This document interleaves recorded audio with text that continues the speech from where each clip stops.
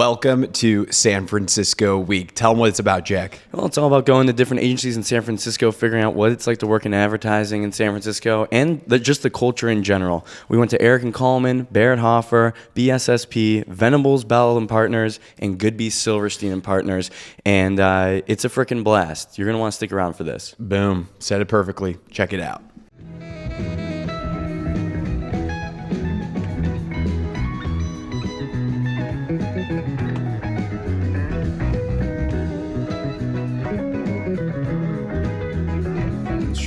Jack, tell the people where we're at right now. We are at BSSP in Sausalito, California, which is across the bay from San Francisco, California, which is where we're at investigating what it's like to work in advertising in San Francisco, as well as BSSP. That was pretty much. You crushed it, Jack. You're the best podcast You ever. didn't even inhale. You didn't have to. No, I'm about to pass out. You got a nice shirt on, Jack. What does it say? It says, keep Sausalito salty. Who are we here talking with today? Can we start with some introductions, roles? Fun fact, maybe, if you have it. Don't do a fun fact, please. Just your name and your role is perfect. God, I had a good one. Okay, then you can share No, it. Jack said no. You can share it. Okay. Tracey Pattani, CEO of BSSP. And my fun fact is that my mother lived on Alcatraz. Is that just the roundabout way of saying that she was imprisoned? No, it isn't. Wow, that's How do you exciting. live on legit. it? You can live on that? How do you live on Alcatraz? You're a family member of a warden. Oh, and That's when we cut in. so who was the now, warden? now I've stolen the show. That's okay. All This is right. perfectly Have fine. Sinan and I racking was our like- brains for fun Yeah. facts over I'm here. buying you time. Yeah. Buying you time. Wait, so who was the warden? Do you have a family member that was a warden? My mom's father-in-law. That is unreal. That is. Do you feel like that's? Was Al Capone there? Yeah. Is it Capone years? No, it was the very end years. Wow. Now that is a great is fun interesting. fact. We'll come back to that certainly. We'll dive That deeper should there. be the podcast, maybe. Yeah. There's something to dissect. I think the more we get to know each other, the more we'll dig down into like how that maybe impacted the family line too. Oh gosh, I feel like I'm gonna get analyzed all day today. Yeah, of course. Yeah, of course. Trickle down into our office culture, Yeah. feel like a prison. Yeah. Great creativity and Shake captivity. Bayham. This is like a Netflix series now. Yeah, yes, exactly. All right, we'll keep it All rolling. right. Sinan Dagli, executive creative director. We have this thing where we actually, new business, we would say, okay, we need to come up with a fun fact, and then we actually stopped doing that because it was always so awkward. So maybe we just have like a little awkward pause here.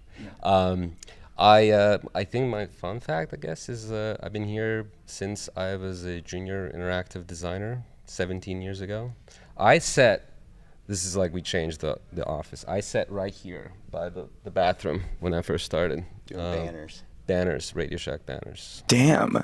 And now, I'm sure nothing's changed. Nothing's changed. Yeah. Just Radio Shack Chapter 11 though. Yeah, that's fair. Well, He's the Jassy of BSSP. Yeah. Yeah. wait, what'd you say? Andy Jassy. Andy Jassy, he was like in the mailroom at Amazon. Now he's the CEO, I think, right? Oh, damn. That's badass. Andy And speaking of, quick introduction. Hello. Jake Bayham, Executive Strategy Director, I think, right? Is that my title? Fun fact, I always do the same one. Leonardo DiCaprio was kicked out of my wedding. Kicked out of your wedding? This? Yeah, technically. And then Technically. he went to Alcatraz Then he went as a to result. As a Hung out with prisoner. My mom. That's crazy. And then did Radio Shack banners.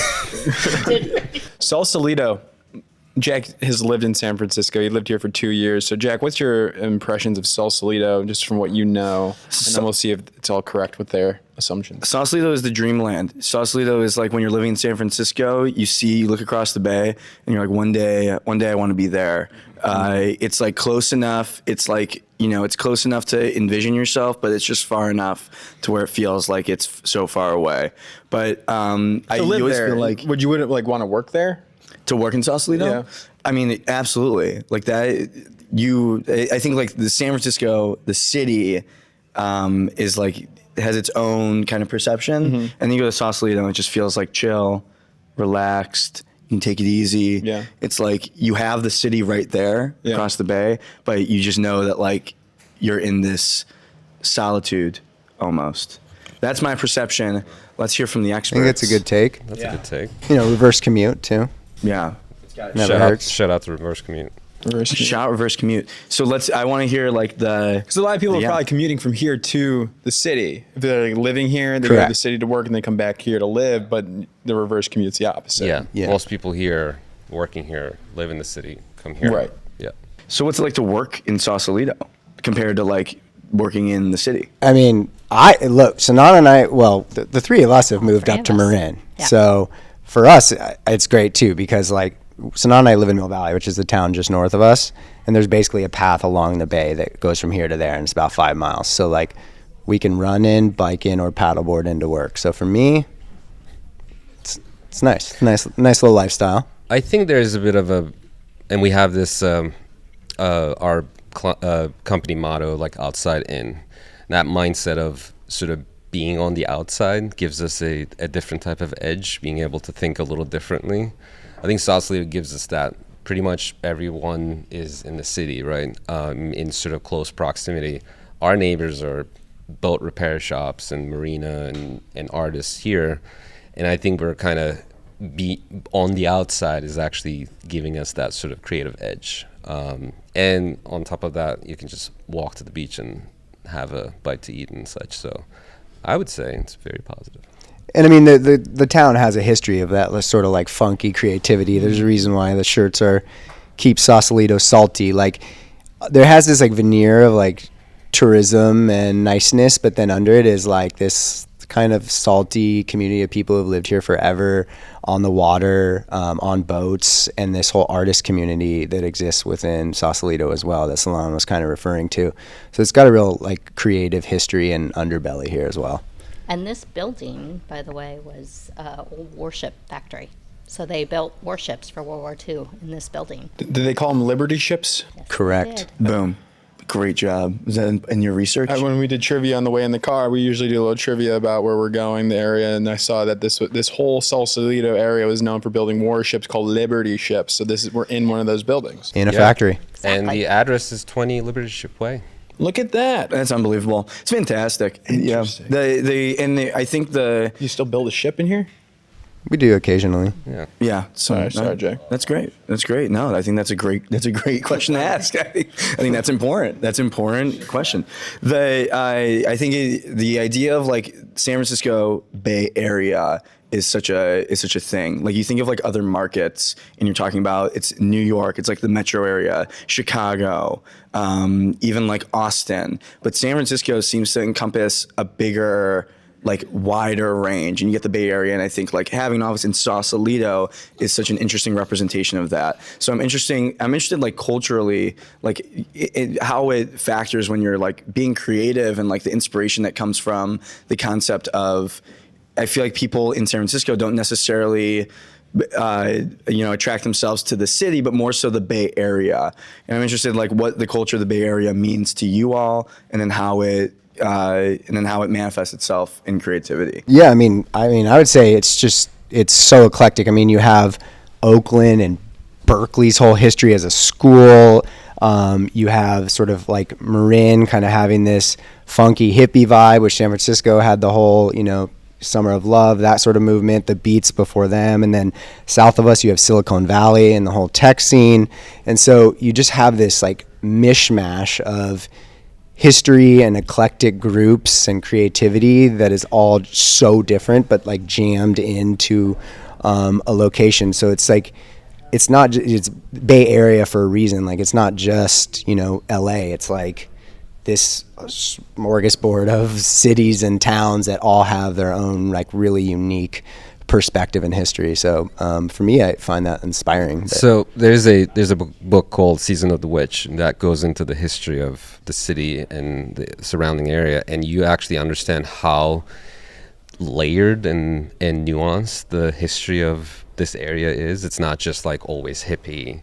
There was a conservative part, and there's a conservative part, and there's also this sort of absolutely like a little bit of the gritty part of this area. So I think there's a perception of like, oh yeah, it's all sort of people with Waymos and whatnot, but there's like such a interesting part of this area as well. If you actually watch we were talking about the Bourdain episode, and he actually finds that out as he's going to the depot and like getting oysters and all that. This is such a layered, interesting place that we're surrounded with. So Yeah, it's so different than what people probably perceive it as. I think we've talked about this before, but like San Francisco is the most scrutinized city, I think, in the United States, especially over the last decade. Like, I think it shows up in media. Anytime, it always represents a larger thing to a lot of people, especially in like politics and all that. But it sounds like there is more to it than just the tech boom. And I think if you ask anyone what they think about San Francisco, they immediately go tech, AI, startup culture. But there's clearly more to that. And I think that it touches on a really interesting point, and like you don't think about that, like Berkeley, the educational aspect, and then like the hippie movement. And then what would you say to someone who you're trying to tell them about San Francisco, and they've only seen it through the lens of like TV, mass media? Like, what is your key takeaway having been around San Francisco for however long you have? We'll start here. I mean, I would say every community exists here, so you will find your community here. It is, you could just be who you are, as opposed to trying to aspire to be something else, which I think is great about other places, right? You think about New York. New York is all about aspiring to, but here it's like you are who you are, and you find your community, and that's the magic. It's beautiful. It's beautiful. Speaking of finding your community, this guy, he wants to come in. watch on YouTube. This guy is. He might have a I mean, take on it. to your point though, like I think whenever they look under the hood of like Silicon Valley success, right, it's like sort of born out of thinking differently, psychedelics, all like, right, like a lot of it is attributed to that underbelly of creativity and thinking different. So I think San Francisco is always at the forefront of change, which makes it a lightning rod, right? And in being the forefront of change, it's always sort of like doing the things that are happening in culture to its like polarity, right? So like when you think of post-pandemic work from home, well, we were the epicenter of technology, so everyone was working from home in the Bay Area more than anywhere else. So our city was emptier and struggled harder than anywhere else. But that was a symptom of the fact that we leaned harder into tech, and we were at the forefront of technology, beyond most cities, right? So I feel like we're at the forefront of a lot of things, which makes us a lightning rod, Did you just say we're at the forefront of psychedelics too? Did you slip that one in? 100% on it. 100%. Right? Yeah. And that's why we're here. I want to get into like you guys specifically. I mean, there's some great agencies in this city and in the surrounding area. There's like these little, like Austin as well. We did this same experiment in Austin. Like they have like this community as well of really great indie agencies, holding company agencies. But at BSSP specifically, you guys are 32 years old, 30 plus? 33. 33 years old. And you guys were, I believe, like kind of went through a turning point, especially this past year, kind of battling between like legacy agency, like kind of like that established shop. Reinvention was needed. And you guys did some major turnarounds here and how you position yourselves, your thinking and communicating to your clients. And it's resulted in a lot of big wins for you all, especially this past year. So one thing I noted from research and just from this conversation already is this methodology of outside in. I guess, like, can you talk to me more about that? Even physically being in Sausalito outside of San Francisco, that works. But also being in San Francisco outside of New York, LA, and Chicago, you guys don't seem to be too concerned about, like, what are other ad agencies doing? What are the ad trades saying about this and that? It's kind of like you're listening to your clients and the consumers, and it's been paying off. Can we talk a little bit about how this all came together, how you guys got to this kind of turning point? I'll start, and then obviously Tracey chime in, and Jake. I think it all starts with the ethos of the company. In 1993, John, Greg, and Mike sort of setting up shop in Sausalito. 1993, Sausalito is not the Sausalito today. Imagine this sort of taking the leap and saying, like, we're going to set up shop here. I think that takes that level of, like, the outside in thinking, the sort of thinking outside of the box. And that, again, our location trickles down to so many different things, and that throughout the history of this company, when we're doing, mini, and when we acquired a digital company, et cetera, all that always sort of trying to push the limits and thinking outside of the box. And that is, for us, now we're taking the baton. How do we make sure that mindset applies and we are not sort of complacent about the past? And because right now in 2025, you talked about the audience and consumers, like what is going to work today that's not what worked yesterday. So that's always been our push, and I think we are almost obsessively focused on that, trying to make sure we're coming off as a modern product, but it works for the audience. And I think like you guys made a decision to specialize, right? Like, because no agency can be good at everything, like these generalists. Like, did you pick 3 verticals like that you kind of wanted to really focus on between like health, sports, and CPG? Is that accurate? Yeah, we organized around verticals in order to. So it's like specialized companies within a broader company. This is interesting. Yeah, when we shifted to organizing around verticals, it allowed us to put experts on the front line, right? In account management, in Marsai, strategy, that understood that vertical's trends, headwinds, tailwinds, how that vertical measure, the companies in those industries measure themselves. And that just means that we step in already knowing what we're doing for clients that are in that industry. And then we use the creative department to really bring all of the outside in thinking. Obviously strategy does as well, but like our creatives are not assigned to verticals. They come in with just all kinds of experience and ideas in their heads and bring that fresh perspective. Oh, that's great. Great. How do you guys like that, this setup? The verticals? No, I think it's great. I mean, I think account management sort of is the core anchors to the verticals. So we come in with just such leadership and a knowledge base, and then that allows us to sort of like then try to pressure test the bounds of those sort of norms and within that category, right? So we know we have our solid foundation of understanding of the category and that leadership, and then we're able to then try to break it or see where we can kind of come in with something new and interesting and bring in that outside in sort of philosophy. So yeah, I want to like. Starting to get intimate. we haven't even discussed that. Well, I'm interested. Let's focus in on one. Let's focus in on sports, and this is me showing my bias. But as I think like it would be interesting to talk more and like dig into that with like the ESPN stuff and the work there, because there's nothing. I think like to give you some glaze on the idea of like having someone that's an expert. There's nothing like more obvious and like comes off worse than when there's like an ad that's like score a touchdown with this new food promotion. Like, you know what I mean? Yeah. And so for something like sports, where the people, like fans of sports, are so diehard, you need an expert to be able, because you need to be able to speak to them very specifically, and you cannot if you come off as a phony, it's so obvious. Mm-hmm. So I'm interested to talk about that. I think like the ESPN work is like that's gotta be such a fun account to work on. So maybe can we talk about that, the work that's been going on there, what's been fun, exciting, and maybe challenging about that? Absolutely.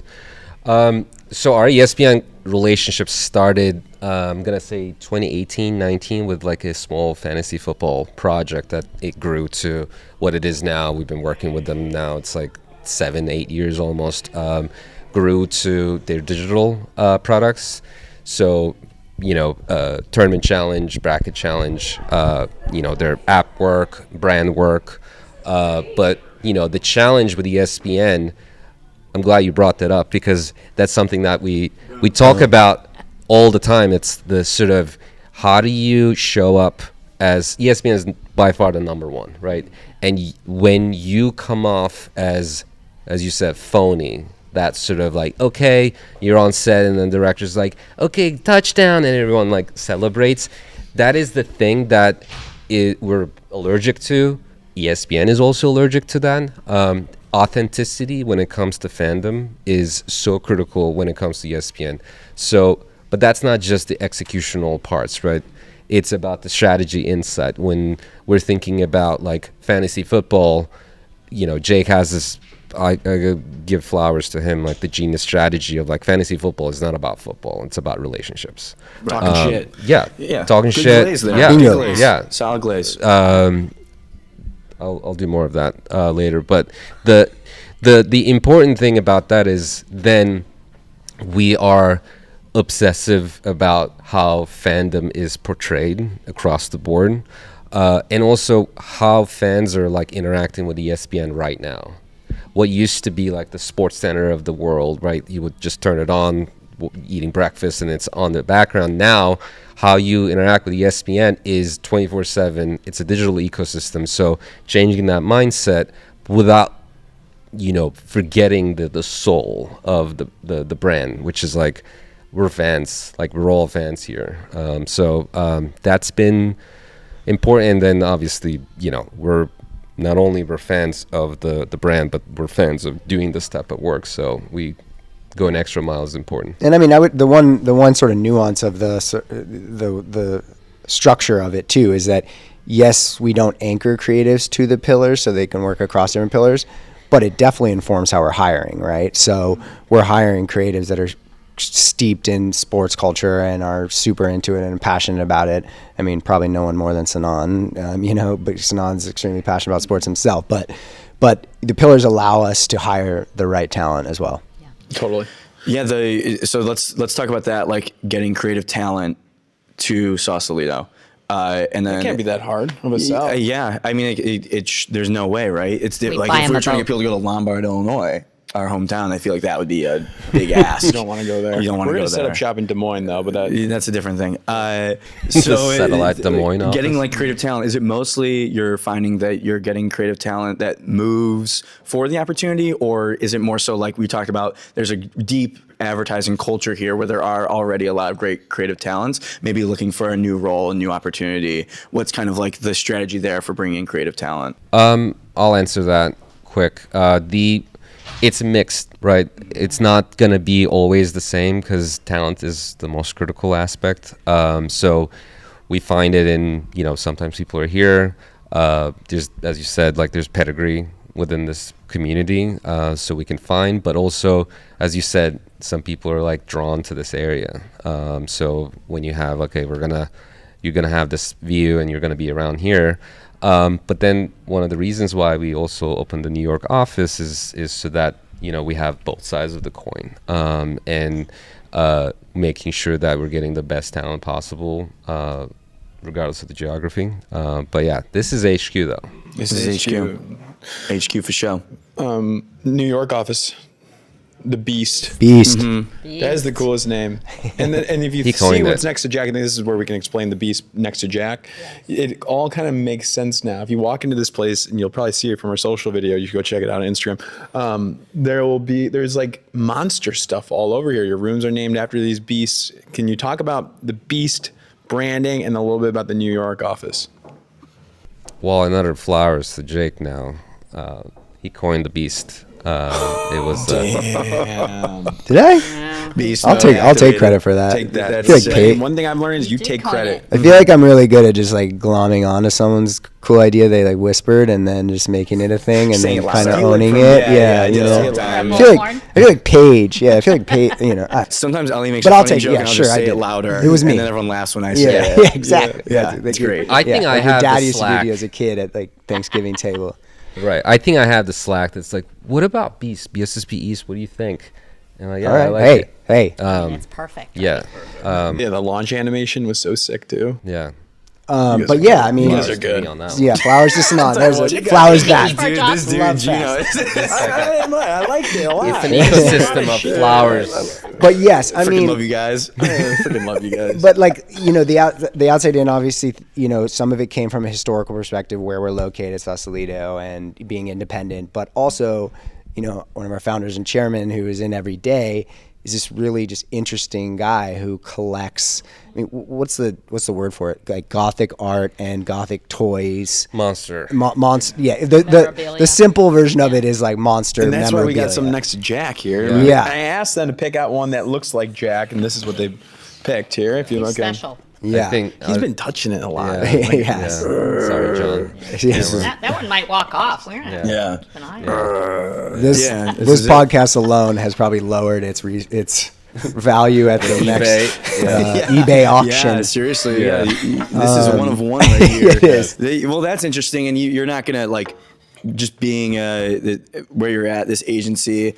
I don't think, being able to like take on the personality of the founder and the founding team, especially at like you said, 33 years. A lot of times what happens is like, even like the name of the person, they're not even involved in the organization anymore. Can we talk about, the founding crew? Clearly the impact is still very much here, but like how does that trickle down? And also changing over the years. When they founded the agency, you mentioned it earlier, like the only thing constant is change and like adapting every single day. How has that been, that journey of like, is it stressful? Is it hard? Is it sometimes like, are you resistant to change because of the fact you've been around for so long? Or am I off base on that? I'll jump in first on this. I think actually being adaptable has been in the DNA of this agency since it was born. So not resistant to change at all. And I think it helped too. So this crew came together as a team in the middle of COVID, essentially, right? We had to just survive a pandemic before we had a chance to like figure each other out. But what helped that was Flowers to Tracey, by the way. She started 2 weeks before yeah. her first order Yeah, of don't business recommend was that for anyone, to but, shut it down. I was here in the early 2000s, so I worked here before. I was a boomerang, so I knew the founders really well. Sinan grew up with the founders, right? So we, when we came together, we brought some of that DNA with us. The values of what this agency was founded on, we brought those forward. We didn't try to completely clean slate and change it and make it something completely different. We just used what it had and then evolved it for the future. So, And when I started 17 years ago, I wasn't, I didn't know much about advertising. Like my background wasn't advertising at all. I didn't go to an ad school, and that's part of the, John and Greg and Mike's at the time, like their vision is like, okay, we don't need more of this. Like, let's get something else. And my background was motion graphics, 3D. Sort of at the time was microsite era. Shout out to microsite era.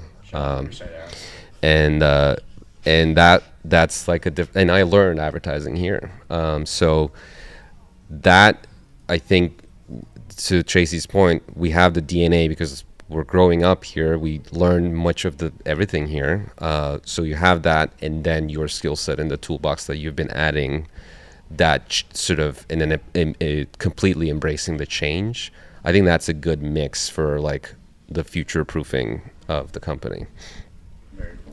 Yeah, I mean, they kind of made it easy, right? Like, I mean, they're ad legends. Like, I mean, I was a kid watching the Priceline Negotiator, like, on TV, right?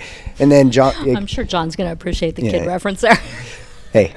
But, and then also, like, yeah, he's a Tell us about he's a monster collector, Mike, right? Like, that stuff's just interesting, Your right? Mike Shine story about how he helped you change the tire or something. God, I was like an intern trying to break into advertising, and I knew someone who worked here, and I came out here on a Friday thinking I was going to get interviewing, but we ended up going to this place called Mill Valley Beer Works. Rest in peace, great spot. And a lot of people were drinking all afternoon, and I had like a shitty Honda Civic 2-door that I had driven out here. And so then Mike needed a ride to a client dinner in the city, and everyone had been drinking. So he's like, "You want to give me a ride?" I'm like, "Okay, sure." And I like threw everything in the back of my car, just shitty car. And he hopped in, and we were driving back to the city, and a van pulls up next to me. He's like, guys yelling and pointing. I got a flat tire. Oh no. A creative who was working at the agency at the time happens to go by and snap a photo of Mike Shine and I on one knee changing the tire, and sent it out to all agency. So wasn't a great start for me here. I didn't end up. I ended up working at Venables for years before I came here, but it was a great sort of straight out of college, embarrassing. Did he make it to the Start. client meeting on time? He did. We got him there. We got him there on a spare donut. Well, I mean, that's a great opportunity to demonstrate your ability to adjust on the fly. Yeah. Be Yeah. adaptable. And Yeah. I feel like There that you was go. Resilience. the resiliency. Oh, that was so good. Yeah, I know. Wow, Thanks. wow. Yeah. Nice pivot. Nice It's a pivot. good, yeah. And listen, that shows a lot. And so shout out to you. That's actually wild. Yes. Yeah. The first thing, it's wild that he was like, "Hey, could you?"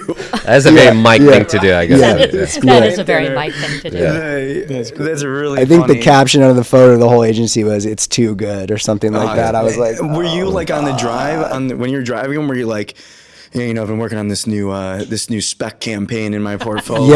yeah, trying to just make it seem like imagine that Billboard's conversation? Yeah. Don't you think that billboard would be better if it said? analyzing. Yeah. All right, we can get into the recurring questions here. So we're going to 5 agencies here in San Francisco, in the Bay Area.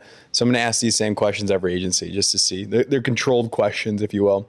And the first one is, what is the work that defines the agency right now, and why does it represent who you guys are today? I'm gonna give you a little bit of a political answer, but I think the Doughboy coming back? Bringing him shout out back? to Doughboy.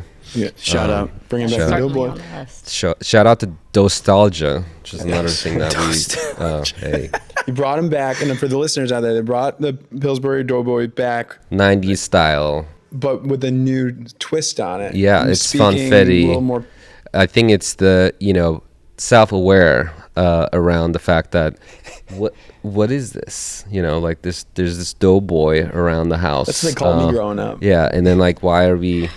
What's the Why are we tradition? poking him? Why are we That's a good poking? point. Yeah, Nobody's why? ever, Yeah, nobody's ever asked that question. yeah. So That was that's- that was the Everyone just fell in spot. line. That was the We spot. asked So the spot was like the reflection on like memories that you make with Doughboy, but then like you go back and like, why were we poking this guy?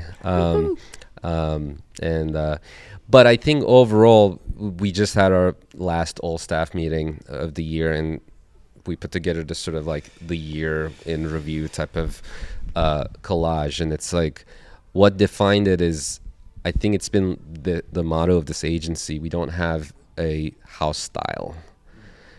Everything we do is like sort of how do we break through in whatever we do. So Doughboy is one of the things, right? Like we didn't have a big budget, and what is the sort of zagging, interesting outside in mindset there? But we're applying that everywhere. So we do not have this sort of only TV or only sort of a singular medium, singular tone. You look at ESPN, you look at Rayos and all the CPG work that we've been doing, and Blue Shield. It is a very, we're proud of the sort of the collage and the array of it all. But also the Political, big moment of Sports Forever. You should talk about that Shout out too, to 'cause that Sports was a Forever. big. Yes. Sports Forever. Absolutely. And when you think about the ESPN, the new era of ESPN coming with focusing on the D2C product, more of the sort of subscription-based model, and you look at the strategy from this was the fact that all of the competitors, you look at Amazon and Netflix, they're part-timers. That's not what they do. It's not the sort of singular mindset. So that was the strategy, right? Like that is our we're category of one. So how do you demonstrate that? And we were in the ESPN offices, and one of the Pam, she in ESPN client, she showed us sort of this deck, and one of the pages she had the first broadcast ever, the first minute and a half of ESPN, and how that broadcast came to be, and there was this sort of full transcript of it, and we were so like, oh, this is incredible. Yeah, So it's unreal. we The Sports essentially- Forever. yeah. I mean, it gets you friggin' fired up Right. as like a sports fan. Right. And it's a great reminder. Like it's such an amazing, Right. advantage Right. that you have as a brand of like ESPN. Right. To be like you are in the category of one. Yeah. Like sports and ESPN are one and the same. Yeah. It's the same thing. They're, you look at Amazon, you're gonna be watching maybe Reacher and then order paper towels. Right. ESPN sports only since 1979, and that's why when you hear that, if you're a fan, the next minutes, hours, years will change your life, and that is true. Was true then, and 40 years later, still. That fires me up. Yeah, when you chills. made it, when you made it, are you like, we're gonna run through a brick wall? Was it when like the ESPN client saw it? You got to be like, I would be so amped up if like you see that. It's like such a great reminder too, if you're ESPN, to be like, yeah, this is our. It almost gets them fired up. Like, yeah, this is what we do. That's how we present it, right? That we actually had obviously some manifesto and the line "Sports Forever," and then you click on this audio. Like, it was just the audio slide. There was nothing else, and then you hear that. And obviously, there's stage direction about like how we're gonna cut through different eras and showcasing ESPN's innovation and all the changes. And that it's opened up some pretty big corporate Yeah. executive meetings over there now. yes, too. ESPN chairman opened the board meeting with that, and Yeah, I mean, the clients, they're not only sports fanboys, but they're ESPN fanboys. Like, they love being there, they love working there, and like they're so proud to show us the museum of history at ESPN and stuff like that. So the Lee Leonard, which is the guy giving that sort of first broadcast, The first is Sports Center anchor. They hold that up and think so highly of that moment, or so proud of that moment. So to be able to utilize it, but bring it back to this new moment and this new era for the brand, And- as they transition into D2C was pretty cool. And when we were in the midst of making that work, obviously we shared with anybody in the spot. And Lee Leonard's family saw it, and they obviously were very moving to bring that back to them as well. When you think about this sort of being the first anchor coming in and like delivering ESPN. It's crazy. It's crazy. Who would have thought? Jack has great hair. That's one thing that people consistently say about him all the time. What is Thanks. one thing clients consistently say about BSSP? That's an interesting way of coming to that question. I thought Why? you were going to talk about Jake's hair. Oh yeah. I was gonna bring I know this that up. would've I been think the- we should just bring it up. Jake, you have great hair and you look fantastic. Did you, when you came in, knowing that you were gonna be on camera With you. for yes, with me? Yeah. Did you? Was The there a hair little bit of off? extra time I was in the mirror? I was like, man, his hair is so good. Should I copy the more middle part, or should I stick to my guns and be a little bit more to the side? It was a big morning. Can we get your viewers to vote? Yeah, we can do a little. Yeah, we might do a little Instagram Yeah. story poll feature. Right. We'll go. Yeah. Yeah, that'll be great. That'll be great. And then if I win, we will share the results, and if I lose, we will We not will share just the bury results. this. We'll just cut Yeah. this off. We'll just cut Yeah. off of that. Yeah. I do forgot have the an question. answer on it. I have an answer on it. Catch and kill. I would say that we punch above our weight. Everybody, every employee that's ever worked here, and every client that has ever worked with us, says that we punch above our weight. They may not say it in that way, but what that means is we are a mighty team. I mean, the amount of work we produce for the size of our agency, the polish of it, the thinking of it, our ability to adapt quickly to what clients need, because they're dealing with crazy ass, marketplaces. That's what I would say. I love that. Yeah. That's a good. It's really impressive to like because the idea and the topic of scaling creativity and getting these agencies that are like huge, big, a lot of headcount. But you always want. I feel like if you're an agency, you always want to maintain that perception of punching above your weight, right? Because you want to be like because your clients are looking for something that's gonna help them punch above their weight. And so, the worst thing you can do is be like, as a brand, in my opinion, is be the thing at the top that's like the mighty empire that like isn't gonna relate to their audience because they come across as like this behemoth thing. So I think it speaks to like, you're around for 33 years and you've maintained this idea of punching above your weight and not getting tempted by the thought of let's get huge, like let's make this agency as huge as possible. Because I think we're all experiencing this idea of like scaling creativity doesn't really work to a certain extent. And so I think that's super interesting. Is that like a conscious effort? Sorry if I'm derailing. No, you're good. But a conscious effort of like we kind of know what we are, and we want to keep like this idea of punching above our weight, because that's kind of the vibe that we want to give to our brand partners. It's an interesting question. It's funny because underneath it, I'm like, does that mean you're asking me, do we not want to grow? No, we do. We definitely want to grow, but you're right. It's how we grow. It's always in the conversations at the forefront of how do we be a strong signal to attracting the right kind of clients, ambitious clients that can, trust and take leaps with us to get, bigger jobs done. The other side of outside in of our mantra is outsized out. That's the other side of it. We don't. Whoa. Say that again. Outside in out leads to outsized out. Outsized out. Oh, okay. Yeah. I see it. Do you see it? Yeah. What does that mean? You go outside. Say it 10 times. If you're outsized out, You go outside. too big. You go outside in, and then you go outside in, and then as a result, once you get in, you're outsized going out. Yeah. Oh. It's like Exponential. Oppenheimer. Creativity, It's like exponential. Oppenheimer. Yeah. It's like Oppenheimer. It's like Oppenheimer. Yes. You're like acting this out. I love really it. Well, I'm trying to give a visual. Watch the Yeah. YouTube. Are you I'm gonna trying cut give to a- like a nuclear, detonation for that? I'm a big fan of that procedure. I'm a big fan of the explosion sound effects. So yes. Last question here. Let's bring this one home.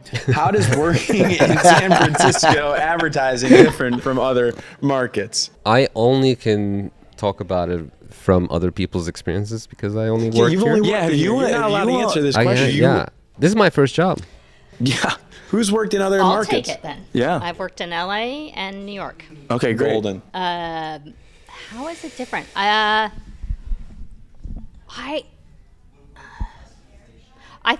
I think it's definitely more of a supportive environment. Like I think we're just by nature more focused on what's going to make individuals successful.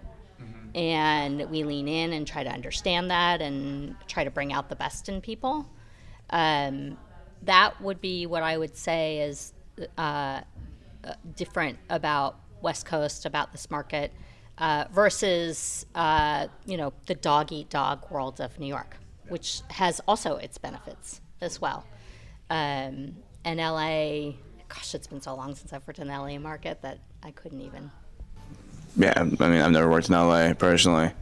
Just seen it on the TV. Yeah. I mean, we kind of talked about it before we were rolling too. Is like, it feels like the Bay Area kind of all spawned from all the agencies kind of spawned from a certain place. And I think, we're a little bit smaller of a market, punching above its weight as well. And so I think we're kind of all in it together. Like, what's good for the goose is good for the gander. Oh, nice one. What's, a rising tide floats all boats. I think it's a good community. Keep going. Some more. Let's Come see. on. It seems like one of those ChatGPT. Like, give me 5 more. But I feel like we're, it's humble folks who all know each other and I hope that my old friends over at Venables, I hope they do really well, John's really close with the folks over at Goodby, and it's just a community, and I think there's a humility and humbleness to that community, and everyone's kind of just working together to try to, make this market sing. I love it. Yeah, I think everyone did a great job. Goose for the gander. Jackson, I didn't say anything, but I want flowers. For this, You will. Yes, Sinan, yeah. Let me be the first to give you your flowers. Yes. With that said, this has been Breaking and Entering Media podcasting. Be careful what you wish for. I don't know how Is that the sign off? What you wish for? Stay classy. Stay classy. Oh, okay. This is Breaking and Entering Media, reminding you to stay salty, Sausalito. Have a Frito. Or a Cheeto. What'd you say? Let's try one with the careful what you wish for. I wanted to see where that was going. What'd you say? Where was the careful what you wish for? I don't know. Careful what you wish for. I think I'm inspired by like the monster and like that idea, and then I saw this guy. be careful what you wish for. I don't know where that would go. I don't even know. Oh, that's good though. We That's can come great. back to that. Yeah, we'll come back to that. But I'm glad we were able to round this out. Yes, guys. In a very, very good bow tied for the end of this podcast. How would you rate are good. this? Yeah, let's go down the line. Scale 1 to 10. How do you rate Oh, that 15. podcast? 15. Sure. Okay, so not good luck beating 100. that. 100. And finally, A million. Hair is 10 out of 10. Podcast 9 out of 10. that's a good answer. It's because of us. I cannot Yes. wait for the hair off. Hair off. It's hair time.